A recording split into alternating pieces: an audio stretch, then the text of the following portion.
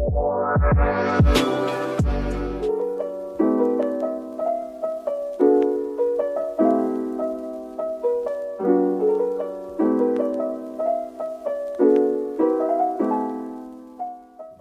siang para Wanojers, kita kembali di Percakapan Dada. Tempatnya masih di 372 Cafe. Di sini hadir sahabat saya, Om Luki. Apa kabar? Baik, alhamdulillah. Gimana, seneng nggak di sini? Oh, enak banget. Segar, tengah kota tapi segar ya. Iya. Mana datangnya dari gunung-gunung. Iya. Om Luki, ceritain dong, kenapa sekarang kan ada apa? Rumah kayu permaculture. Ya kan? Nah, itu tuh dari mana sih awalnya? Karena kan sebelumnya background lu kan bukan Iya. bukan orang yang ada di situ, ya kan? Iya. Jadi memang awal ya background saya kuliah di teknik industri, kerja di semikonduktor. Terus saya senang berenang, saya senang naik gunung. Saya pernah juara lomba lah waktu masih kecil-kecil ya, SMP gitu gue juara lomba di. Emang lu udah gak kecil lagi sih? Ngesekolot. Nah, jadi waktu di kerja saya sempat jadi Senin sampai Jumat di semikonduktor, Sabtu Minggu ngajar scuba. Karena akhirnya gue belajar scuba untuk ngajar juga, sampai ngajar gitu. Nah, tiba-tiba 2010 dikasih amanah sakit sama Allah. Stroke dulu nih pertama. Stroke, vertigo, habis nyelam dalam. Bikin reef ball dulu. Rumah-rumah ikan terumbu karang. Bikin mangrove juga, hutan mangrove. Nongsa itu saya yang buat. Perbatasan Singapura sama Indonesia itu saya yang buat. Okay. Nah, terus stroke, pusing, nggak bisa kerja. Ternyata stroke-nya karena ada rembesan darah di kepala. Diperiksa lagi, darah gua encer. Jadi bukan pecah, tapi encer, rembes. Nah, diperiksa lagi, kenapa ininya? Wah, ternyata ada lupus, ada APS. Nah, sejak itu berulang tuh si stroke-nya sampai 10 kali. 10 kali? 10 kali. Itu bertahan ya? Masih hidup sampai sekarang. Hebat. Cuma memang dokter ya, maksudnya inilah nyentil dikit dokter juga bingung kali ya. Memang saya ngasih ininya gimana ya. Dokter itu kadang-kadang Vonis apa? Iya, ngevonisnya ke kakak gue yang dokter, adek lo itu 6 bulan lagi loh gitu ininya. Kan jiper juga ya. Ternyata lu bertahan berapa lama? Wah, itu 2010, sekarang 14 tahun gue masih cengar-cengir. Gue bisa naik motor lagi dari stroke, dari lumpuh, dari nggak bisa apa-apa sekarang. Tapi kan maksudnya untuk bangun lagi itu kan bukan sesuatu yang mudah. Iya, betul. Ya kan? Betul. Pasti lu nangis, pasti lu sedih. Wah, berat. Ya kan? Apalagi berkaitan sama yang lain-lain. Benar nggak? Banget. Nah, apa sih salah satunya yang bisa bikin lu bertahan? Jadi gini, alhamdulillah keluarga inti gue, kakak terutama ya, itu support kakak gue. Jadi ya dapat rezeki lah, mereka support saya gitu ya. Saya sempat ngalamin tinggal di yang sekarang rumah kayu permaculture itu sendirian, hampir 5 tahunan gitu ya, saya sendirian. Itu kakak saya kontrol lah, kakak, ada teman-teman. Oh iya, teman-teman pada ini begitu sakit udah tahu mungkin lah ya. Kita mah biasa kan. Teman datang. Iya, begitu sakit pure ditelepon deh. Wah, sibuk, tahu takut dipinjemin duit kali ya. Jadi banyak teman-teman yang tiba-tiba ngilang, tapi rezeki gua, saya senang berkebun. Saya senang itu, dan kemudian sebelum sakit sempat bikin buku 90 20 terdepan Nusantara. Itu kekayaan masyarakat itu masuk ke gua kayak, wah ini Indonesia itu keren banget nih ilmunya gitu. Memang sih ya, kemanapun kita pergi sebenarnya, kalau gue ya, kalau gue tuh ngerasa kemanapun kita pergi ya, mau di luar negeri, khususnya ke luar negeri, Indonesia itu nggak ada matinya. Iya, ya? betul. Dan kalau boleh nih, gue minta dong buku lu, karena kan gue orang yang senang dekat laut. Oke, siap. Ya? Dan gue juga pernah punya impian nih, nolong nelayan. Hmm. Kan ada tuh percobaan dari air jadi minyak Oh, atau nggak jadi bensin. Iya, iya. Ya, tapi ini long time. Sekarang nih baru mulai ini lagi ya. Gua orang awam, tapi gua concern dengan hal-hal seperti itu. Gue pikir kalau bisa ngajarin nelayan seperti itu ya, gue cuma mikir kalau ada badai, setidaknya urusan solar atau enggak bahan ini mereka tuh punya gitu. Mereka tuh tidak terkatung-katung. Tapi itu dulu cita-cita. Agak susah di ini karena kalau di Jawa Barat ya penyakitnya aing teh. Ya, yo, Benar yo. ya? Benar. Ya kan? Nah, ini balik lagi nih Ki. Ngapain aja sih si rumah kayu itu? Jadi rumah kayu permaculture itu apa sih permaculture? Permaculture atau regenerative farming itu teh apa sih ya? Permanen agriculture atau permanen culture. Permanen culture itu budaya yang permanen itu karena anak saya yang kecil tuh si bungsu. Oh ya, 2017 Profesor Tamrin udah bilang, Ki, lu udah impoten nggak bisa punya anak. 2019 keluar tuh si bungsu.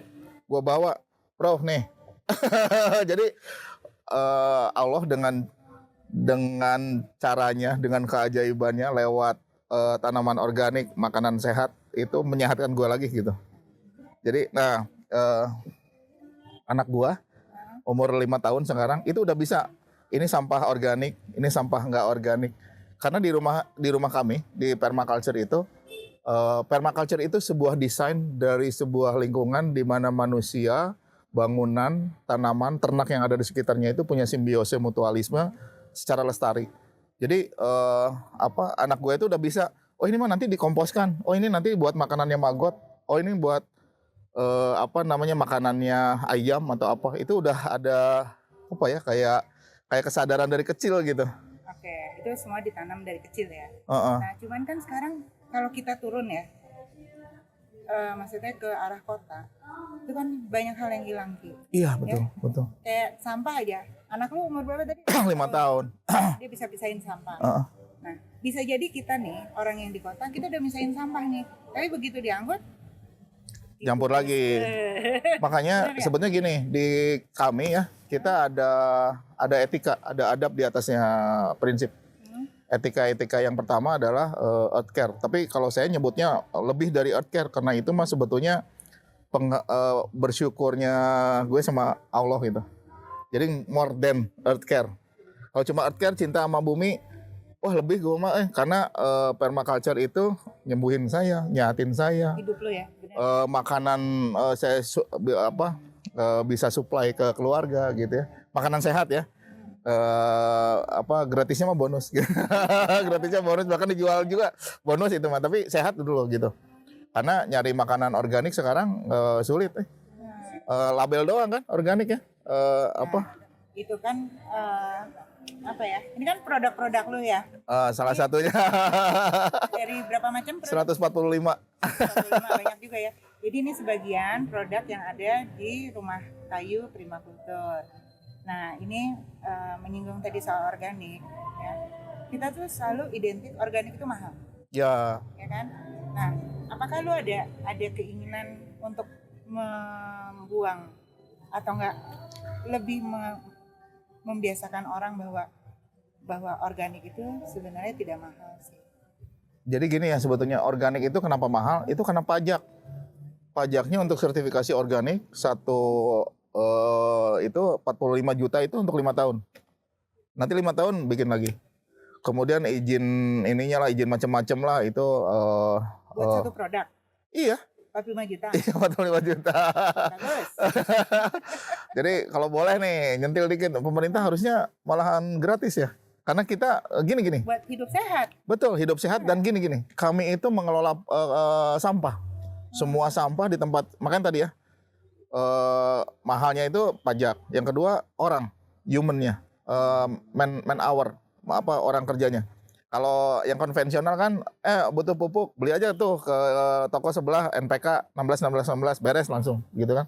Kalau kami kan sampah ini bikin ini, sampah ini bikin ini, sampah ini bikin ini gitu. Ya hasilnya tanamnya gimana, ininya gimana. Bisa balik lagi ke. Ya karena tadi permaculture itu atau pertanian organik itu harus nyambung gitu.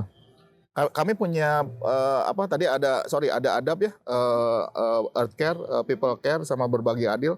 Nah ada kemudian ada prinsip kalau sampah saya kebuang, maaf ya misalnya cucian piring tuh sampai nyampe ke sungai, saya dosa. Orang-orang permaculture kayak gitu. Jadi kami itu benar-benar sampai grey water, black water itu dikelola dengan ini harus jadi apa. Kemudian sampah-sampah ini yang makanannya magotnya kemudian ngasih makan ayam, kasih gotnya buat tanamannya yang bagus dijual, rompesannya buat ayam.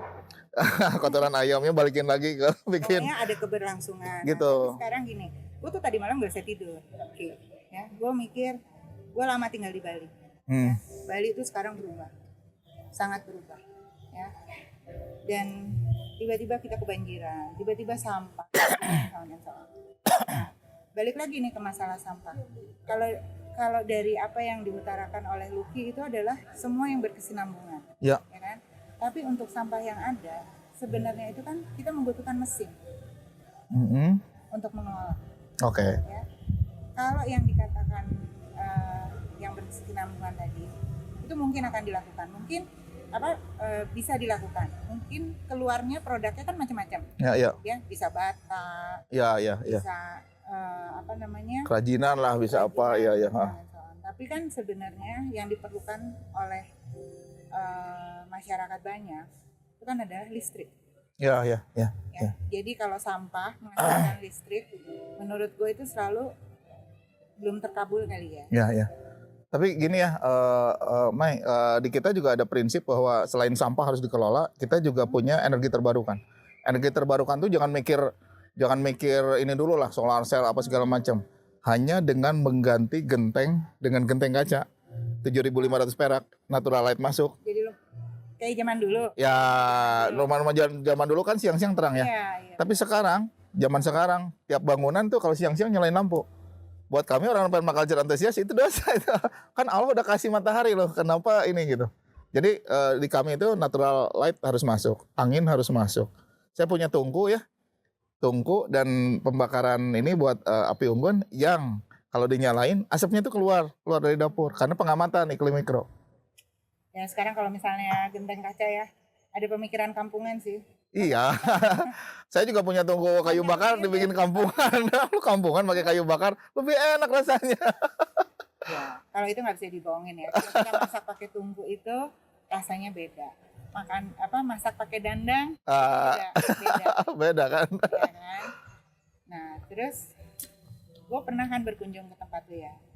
Di situ lu juga melihara lebah. Ya. Nah, lu bawa aja nih. Ini ada lebah ya. Segede ini. Ini lebah madu hutan. Lucky punya sendiri. Ya. Sendiri. Gue tuh sebenarnya nggak suka lebah, tapi gue suka madunya doang. Terus ini beras-berasnya? Beras-berasnya gue dari Magelang, dari Temon. Di Temon itu di kaki gunungnya Telomoyo. Jadi di sana mata airnya tuh segede drum keluarnya tuh. Jadi sawah kami dikasih air diairin dengan air kualitas minum. Oh, ini dong. Iya, airnya udah kualitas minum dan kita tertolong banget sama teknik-teknik tadi. Jadi contoh gini ya, sawah ya. Sawah kalau misalnya 1 hektar katakanlah panen 5 ton aja, 5 ton gabah. Itu akan ada sampahnya itu 15 ton. Nah, 15 ton ini sama petani kita yang sekarang itu dibakar. Memang butuh karbon, tapi akhirnya jadi karbon 15 ton itu jadi cuma sekilo gitu ya. Nah, kalau kami dibalikin lagi, bahkan ditambahin lagi sama kotoran-kotoran hewan ternak. Dan kebetulan ini salah satu permisi. asik. Oh, ini kita punya produk nih. Asik. Pandada dari Ramu. Bintang tamu. Punten Kang, Mangga. Ini favorit saya ini minta beras kencur. Saudaranya jamu. Tapi ini kekinian ya. Harus kekinian. Tren baru. Tren baru. Thank you. Makasih banyak. Di cobian beras kencur, tapi favoritnya Kang Lucky ya? Iya, ini saya suka banget ini. Oh, Masya Allah. Dia tuh harus ada ini kepastian enak apa enggak. Iya, Enak, belum enak banget enak ini. saya nggak mau pergi. Enak banget ini. Ganggu Apalagi ada es, dikasih es batu. Keren banget. Pokoknya berbagai Berbagai cara ya. biar nikmat. Udah enak kan? Enak ya banget. udah nanti es batunya sebentar lagi. Makasih ya, makasih. Makasih ya. Nah, oke, kita balik lagi nih Ki mengenai produk ya. Jadi lu tuh nggak cuman di lu doang ya, berarti lu tuh kemana-mana sebenarnya. Jadi prinsipnya di permaculture itu lebih baik gotong royong daripada sendirian. Jadi kita tuh ngajarin keilmuan-keilmuan. Punya sampah apa? Punya sampah gini-gini. Yuk dikelola yuk. Terus kamu nanam apa gitu? Nanam sesuatu. Misalnya kan sekarang kalau di Bandung petani-petani itu nggak punya lahan satu hamparan 4 hektar 5 hektar udah susah lah ya. Paling 2.000 1.000 meter gitu petani-petani. Itu kita kolaborasi lebih enak. Oh digabung. Dia bayam doang, ya udah bayam doang. Saya kangkung doang, sok kangkung doang. Nah kemudian kita auditnya itu internal control system. Jadi lu ngaudit gua ngaudit si ini ngaudit gitu. Nanti balik lagi ke sini. Lebih bukan ngaudit sih, lebih ke ngobrol ada masalah apa gitu. Ya ngomong-ngomong soal gotong royong itu juga kita sudah mulai bergeser. Ya udah hilang. Udah hilang.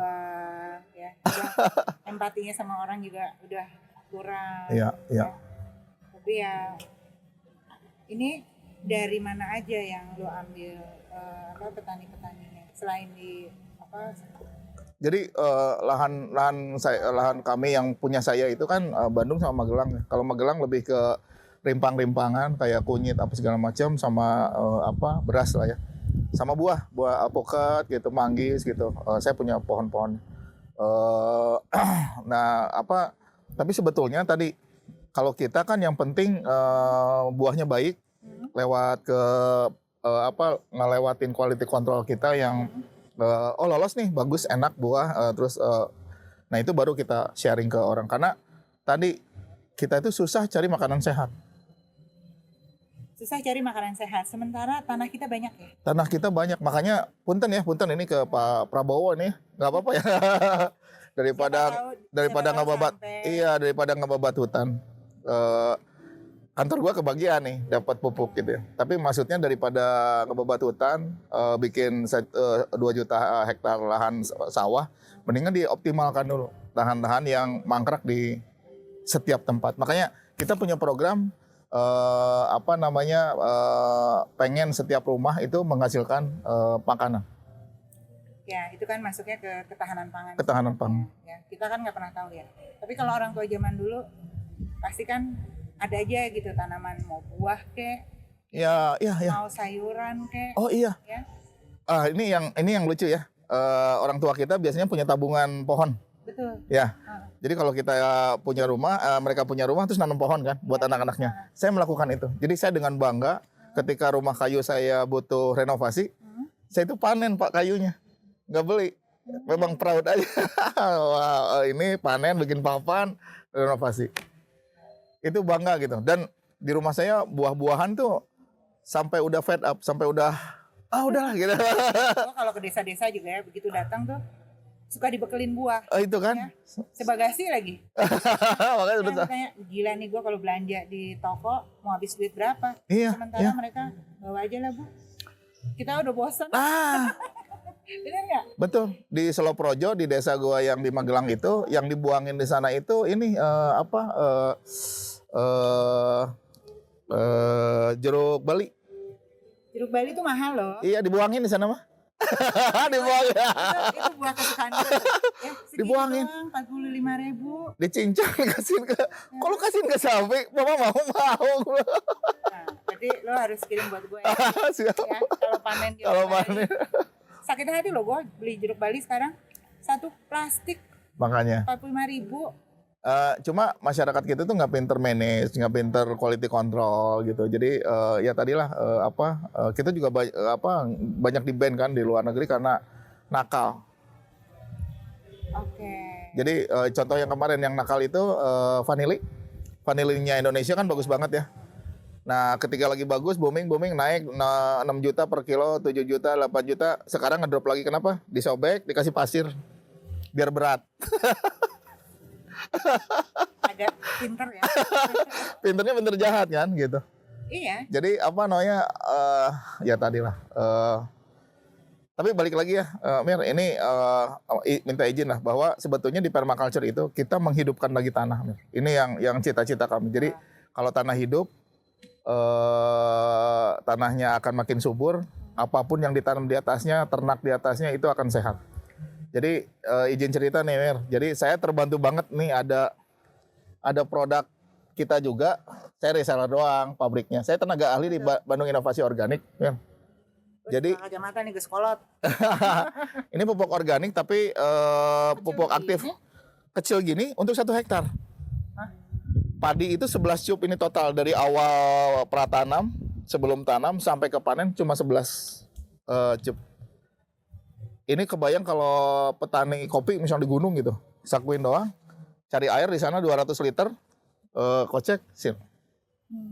Ini solusi banget. Dan ini prestasi kami yang paling kita banggain itu kita mengorganikan, menghijaukan Mozambik Afrika. Iya ya. Ini gue lihat ini, mendadak gue ingat almarhum teman gue, namanya Asep, kakak kelas gue. Ya, dia tuh pokoknya padi-padian deh, mau padi warna hitam lah apa segala macam. Cuman ya berapa bulan yang lalu meninggal dunia ya. Tapi kalau misalnya dia tahu ada ini, gue rasa ini jadi salah satu semangat hidupnya. Nah terus kemarin juga yang lu bilang apa, lu ke Mozambik kan? Iya. Ya. Tapi sebelum ke Mozambik, gue tuh inget kegelisahan lu tentang tanah yang lu bilang Pak Prabowo. Ya. Harusnya kan diolah lagi, digemburkan lagi tanahnya. Dihidupkan lagi. Benar nggak? Nah, mudah-mudahan pesannya sampai. Moga-moga. Karena gini ya, sampah di semua kota lah ya, nggak cuma Bali, Bandung itu sampah di mana-mana gede, tapi pupuk langka. Ini solusinya, 10 hari jadi janjinya 18 hari hot compost ya. Ada hot compost, ada cold compost. Itu janjinya dalam 18 hari si sampah daun-daun kering kayak serbuk gergaji kayak apa itu jadi pupuk organik. Jadi kalau tempat gue jadi, lo harus ke tempat. Betul. Ada tekniknya dan sederhana. Jadi nenek moyang kita dulu orang Baduy sih ya lebihnya. Salah satu guru saya almarhum Opa Felix, orang Belanda yang jatuh cinta sama Baduy itu. Itu bilang ada teknik ngarohrap. Ya. Itu legend ya? Legend kan? Itu ada teknik ngarohrap namanya. Ngarohrap itu menggali tanah, ngasih sampah-sampah daun-daun, pokoknya sampah organik lah ya, batang apa segala macam, dikasih mikrobakteri baik, ditutup sama media tanam, ditanamin. Jadi bikin bank sampah di dalamnya apa namanya sampah organik ya, bank biomasa gitu di dalam. Itu solusi banget buat sampah di Bandung. Kayak itu kan, pengelolaan air tinggi. Oh, gua nggak ngerti. Nah, maksud gua itu juga kan pakai mikroorganisme. Iya, gitu. Biar. Nah, kalau gua di permaculture, guru-guru gua mah lebih advance ya. Mereka bikin, maaf ya, bikin toilet. Iya, bikin toilet. Kalau gua nggak berani gua. Gua yang bagian itu agree to disagree gua kalau ketemu Pak Iskandar dicekek. Disagree-nya kenapa? Karena kan gele aja. kalau itu gue juga gele sih. Nah, tapi gue bikin reaktor biogas di Pasuruan, di tempat kita di Bangil Pasuruan itu dari satu reaktor biogas 13 kakak karyawan itu udah nggak pernah beli gas melon. Belinya kalau hanya untuk anak-anak sekolah pagi-pagi. Setelah mereka udah pergi, 13 kakak itu akan gantian ada 4 titik api dari biogas. Oke. Itu berarti kayak Sumedang ya? Yang tahu. Iya, di mana-mana banyak sebetulnya. Hanya tadi orang-orang teh kan effort ya, harus ngadu. Kadang-kadang kenapa nggak dijalanin? Malas ngadu. Cuma begini doang. Faktor M. Ya. Kalau udah faktor M, rada. Ini back to Mozambik. Gimana tuh Mozambik? Tiba-tiba lu Mozambik itu gini ceritanya, ada di kantor namanya Pak Yasan ya. Pak Yasan itu ketemu sama duta besar dari Maputo, kotanya Mozambik itu Maputo. Dari duta besar ketemu, mereka ada business matching, nitip nih kita sampel. Pak, tolong di sampelnya. Kebetulan sampai ke sana beneran ada Pak Zakari di sana, ketua kelompok taninya sana lah. Dicobain sama dia. Nah, Zoom sama kita untuk pendampingannya. Jarak jauh kan. Nah, kita Zoom, kita bilangin, Pak Zakari, ini kan baru perdana ya. Ini nanti akan meledaknya circle kedua atau ketiga. Ternyata enggak. Begitu pertama, langsung telepon sama kita, Pak, naik 67% produksinya. Tinggi banget. Iya, dari 4 ton jadi 6 sampai ya 6 sekian lah, 6 ton. Ya, oke. Sampai akhirnya masuk ke TV lokal sana. Dia ada perdana menterinya apa segala macam pakai di syuting lah gitu untuk gitu. Nah, dari situ dapat hadiah kita dari Desperinda, kita diundang ketemu RI1 di Nusa Dua di Bali di September tahun lalu. Walaupun nggak jadi itu, tapi ada 48 kepala negara. Jadi itu Indonesia Afrika Forum. Jadi ada 48 kepala negara di sana dan ya itu tadilah rezeki kita. Jadi keluar malah bagus. Biasa ya. Keluar malah bagus. Kalau di luar bagus. Kalau ke dalam negeri, aduh, kebanyakan uang siluman. Moga-moga nyampe nih. Ya, lagi musim kan. Kan? Jadi harus ada Yang begini, ada begini-begininya. Ini yang bikin nggak maju-maju, betul. Ini yang bikin nggak maju-maju teh ini. Makanya gue pengen jadi dukun. Kalau dukun nggak, benar apa enggak gitu. Benar nggak? Ya. Jadi bayangkan ya, ada sebuah produk yang bisa kompos dipercepat. Karena ini selain pupuk NPK-nya 9%, C-nya 51%, selain itu ada bakteri aktifnya. Lokal, bakteri lokal. Jadi asli deh. Ini dari Bandung untuk dunia teh. Bikinnya di pabriknya di Soreang. Boleh di zoom ini. Nanti untuk petani-petani yang memerlukan boleh hubungi Kang Luki, nanti aku kasih Dan langsung pendampingan. nomor ya. Pendampingan, juga iya, dapat. pendampingan. Oke. Terus di tempat lu itu nerima ini nggak sih anak-anak kuliah? Nerima, ini ada contohnya nih. Mana? Nih, Sini. boleh kalian ikut. Kalau yang muda berdiri aja ya. Di sini, berdiri. berdiri di sini. Ini saat ini kita bikin acara magang ini sejak 2015 sebetulnya. Oke. Dari 2015 itu, ini anak-anak hebat ya. Mereka 5 orang, daripada libur kuliah, mereka teh ini ngajuin magang ke tempat gua. Jadi disiksa, lu ke sana, foto ada, sana liputan sana. Jadi kalian tinggal di rumahnya Om Luki? Enggak, di Cimahi mereka cari Cimahi. kontrak karena benturan mau ada dari UMI Jogja. Kita udah nerima dari Jogja. Nerima dari mana-mana Iya. ya, anak-anak? Iya. Oh, oke. Nah, mereka kemarin ngaduk kompos ya, bikin kompos mungutin sampah gitu. Kamu kenapa tertarik? Nyari kekosongan aja. Waduh, nyari kekosongan gimana? Dari kekosongan ntar kerawuhan. Hati-hati. Iya. Kedatangan yang gitu-gitu. Kalau sekedar nyari kekosongan percuma. Kan harus ada yang berguna buat kamu juga. Bener nggak? Kamu kuliahnya apa? Pertanian. Nah iya, berarti kan manfaatnya banyak loh. Kepake nggak ilmu di permaculture? Kepake nggak? Bakal kayak Yang kekosongan. nyari kegiatan di hari libur. Ah, oke. Mudah-mudahan betah, mudah-mudahan dapat ilmunya dari manggilnya apa sih, Om apa Pak? Pak, sebetulnya trending gua Kang Luki, karena di Sunda gua orang Jawa ya, tapi di sini di Kang ya udah gua ngikut aja. Ya udah, semoga sukses kuliahnya, mudah-mudahan dapat semua ilmunya. Karena orang begini susah nyari. Dan gua harus nularin ke mereka kan, sebelum gua lewat kan. Nah, lu masih tetap harus hidup. Menjual produk ya. Sama nih buat si petani. Kalian juga kan nanti pasti bantu kan? Ya kan? Mereka bantu. Nah, terus apa sih yang lu harapin terutama di Bandung ya? Di Bandung itu sebetulnya gini ya, kalau yang sekilas dulu nih, Boleh kalau mau balik lagi. Ya. Jadi kalau di Bandung yang saya lihat ini sampah ini angin-anginan gitu. Sebetulnya saya sih encourage gitu ya, dengan ilmu saya, yuk kumpul, ada pengajian, undang saya. Saya ajarin beresin sampah kurang dari 18 hari jadi pupuk. Tapi tempat pengajian sekarang di tempat gosip kali. Ya sekali-sekali. Tempat sampah. Sekali-sekali inilah proyektor lah, ilmu lah, seret gitu sekali udah nggak gosip lagi silakan. Tapi maksudnya ketika pupuk sudah punya sendiri dan berlebih, kita mau nanam apa aja, wah Yes, ya. apalagi desainnya cakep gitu ya. Kemarin saya bikin taman pangan untuk healing di Kemensos. Oh, itu gue juga tertarik ya. Kayak di luar negeri itu kan ada taman doa. Ya. Benar nggak sih? Doa untuk semua agama. Iya Ya betul kan? betul. Dimana pohon-pohon itu kan pohon-pohon yang sangat dipilih. Ya itu. Yang bikin pikiran lu tenang. Iya. Ya kan? Emosi lu.